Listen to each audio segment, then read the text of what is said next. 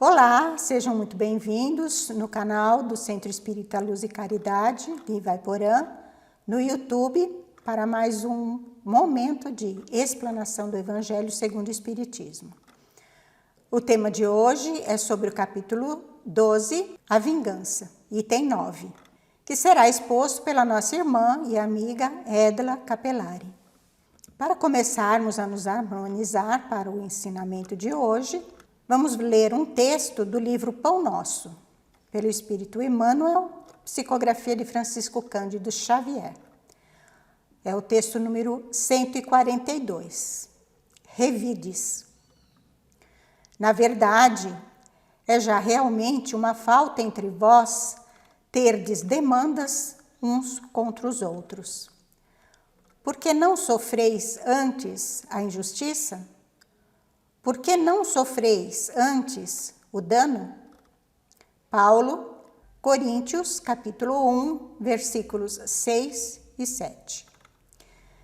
Nem sempre as demandas permanecem nos tribunais judiciários, no terreno escandaloso dos processos públicos. Expressam-se em muito maior escala no centro dos lares e das instituições. Aí se movimentam através do desregramento mental e da conversação em surdina. No lodo invisível do ódio que asfixia corações e anula energias. Se vivem, contudo, é porque componentes da família ou da associação as alimentam com o óleo da animosidade recalcada. Aprendizes inúmeros se tornam vítimas de semelhantes perturbações por se acastelarem nos falsos princípios regenerativos. De modo geral, grande parte prefere a atitude agressiva de espada às mãos, esgrimindo com calor na ilusória suposição de operar o conserto do próximo. Prontos a protestar, a acusar e criticar nos grandes ruídos, costumam esclarecer que servem à verdade. Por que motivo, porém, não exemplificam a própria fé, suportando a injustiça e o dano heroicamente no silêncio da alma fiel, antes da opção por qualquer revide? Quantos lares seriam felizes, quantas instituições se converteriam em mananciais permanentes de luz se os crentes do Evangelho aprendessem a calar para falar a seu tempo com proveito? Não nos referimos aqui aos homens vulgares, e sim aos discípulos de Jesus. Quanto lucrará o mundo quando o seguidor do Cristo se sentir venturoso em ser mero instrumento do bem nas divinas mãos, esquecendo o velho propósito de ser orientador arbitrário do serviço celeste? Vamos agora erguer nossos pensamentos ao Pai, agradecendo por mais uma oportunidade de nos elevarmos moralmente, por mais um momento de aprendizado nos ensinamentos do Mestre Jesus. Agradecemos também aos amigos do plano espiritual que nos acompanham e auxiliam, pela presença e pelo carinho. Pedimos que nos protejam e nos amparem nos trabalhos de hoje, que iluminem a expositora de hoje e nos iluminem para um bom entendimento da lição. Assim seja. Boa noite a todos, bem-vindos a mais uma explanação do Evangelho à luz da doutrina espírita. Nessa noite que falaremos sobre o capítulo 12, Amai os vossos inimigos, em Instruções dos Espíritos, uma mensagem do Espírito Júlio Olivier, recebida em Paris no ano de 1862, com o título A Vingança. A definição de vingança no dicionário é a seguinte: ação de se vingar, de causar dano físico ou moral ou prejuízo a alguém para reparar uma ofensa, um dano ou uma afronta causada por outra pessoa.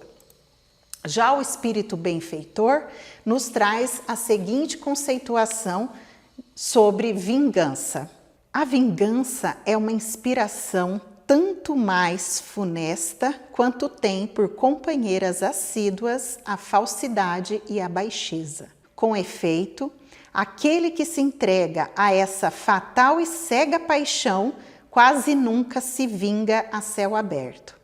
Quando é ele o mais forte, cai qual fera sobre o outro a quem chama seu inimigo, desde que a presença deste último lhe inflame a paixão, a cólera e o ódio. Quem de nós nunca ouviu ou até disse expressões como "vou fazer justiça com as próprias mãos", chamando de justiça quando se devolve o mal com o mal?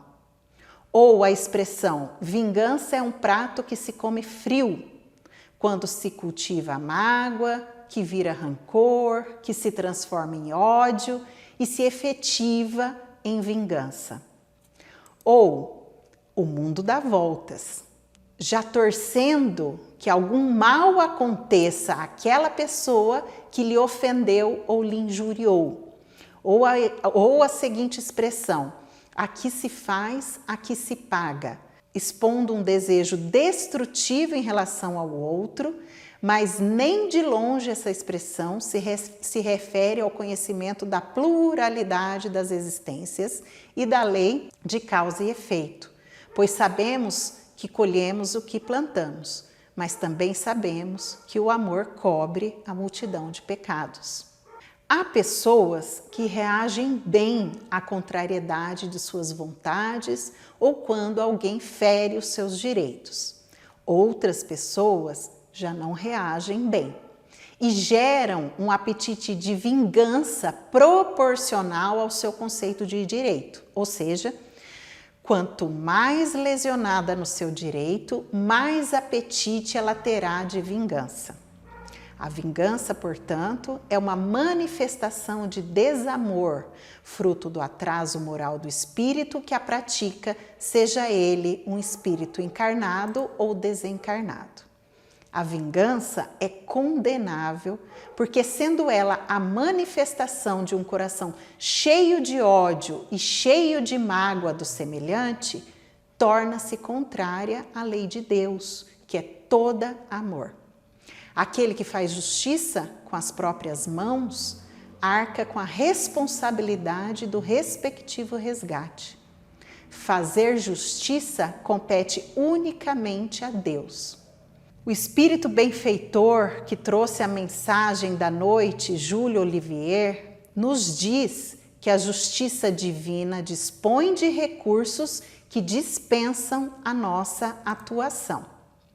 Aquele que se vinga, além de aumentar os seus débitos para com a justiça divina, deixa escapar a oportunidade de se regenerar através do perdão ao agressor, com quem terá inevitavelmente de se reconciliar um dia.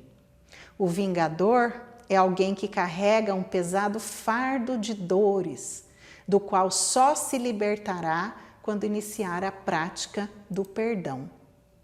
Em O Consolador, Emmanuel nos esclarece sobre o perdão ao agressor, dizendo: para a convenção do mundo, o perdão significa renunciar à vingança sem que o ofendido precise olvidar plenamente a falta do seu irmão.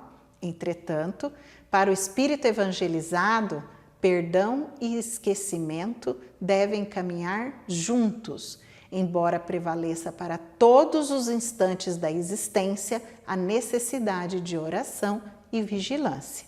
Aliás, a própria lei da reencarnação nos ensina que só o esquecimento do passado pode preparar a alvorada da redenção. Perdoar o agressor é, portanto, agir com benevolência, com indulgência e com amor. Amar os inimigos ou os agressores não é nutrir o mesmo afeto que temos pelos que gostamos e nos damos bem, mas é não nutrir pelo agressor o ódio, o rancor, o ressentimento ou qualquer propósito de vingança, nem mesmo desejar-lhes o mal algum, e muito menos devolver esse mal com o mal. Devemos nos esforçar para desenvolver os sentimentos de fraternidade e tolerância, buscando no Evangelho e na prece o amparo e a inspiração para nos libertarmos do desejo de vingança. Jesus reprovou a vingança, nos aconselhando a perdoar e amar os inimigos. Ele nos aconselhou, inclusive, a perdoar 70 vezes 7 e a amar os nossos inimigos. E a vingança, ela é a negação desses ensinamentos do Mestre. Aquele que perdoa o seu agressor é bem visto aos olhos de Deus e se torna, por isso, merecedor também do seu perdão. E como nos lembrou Emmanuel, a Terra é um plano de experiências e resgates, por vezes bastante penosos. E aquele que se sinta ofendido por alguém não deve esquecer que ele próprio pode também errar 70 vezes 7. Ainda no livro Pensamento e Vida, Emmanuel nos diz: perdoar é olvidar a sombra buscando a luz. Não é dobrar os joelhos ou escalar galerias de superioridade mendaz, teatralizando os impulsos do coração, mas sim persistir no trabalho renovador, criando bem e harmonia, pelos quais aqueles que não nos entendam de pronto, nos observe com diversa interpretação, compreendendo-nos o idioma inarticulado do exemplo. Oferece-nos o Cristo, o modelo de tolerância ideal, em regressando do túmulo ao encontro dos aprendizes desapontados. Longe de reportar-se à deserção de Pedro ou à fraqueza de Judas, para dizer com a boca que os desculpava, refere-se ao serviço da redenção, induzindo-os a recomeçar o apostolado do bem eterno. Tolerar é refletir o entendimento fraterno e o perdão será sempre profilaxia segura, garantindo onde estiver saúde e paz, renovação e segurança. Essa era a mensagem do Espírito Benfeitor contida no Evangelho segundo o Espiritismo para a noite de hoje. Obrigada. Obrigada, então, à irmã Edla pela dedicação e nossa gratidão ao nosso Criador, ao Mestre e amigo Jesus e aos amigos do plano espiritual que nos acompanharam na explanação de hoje.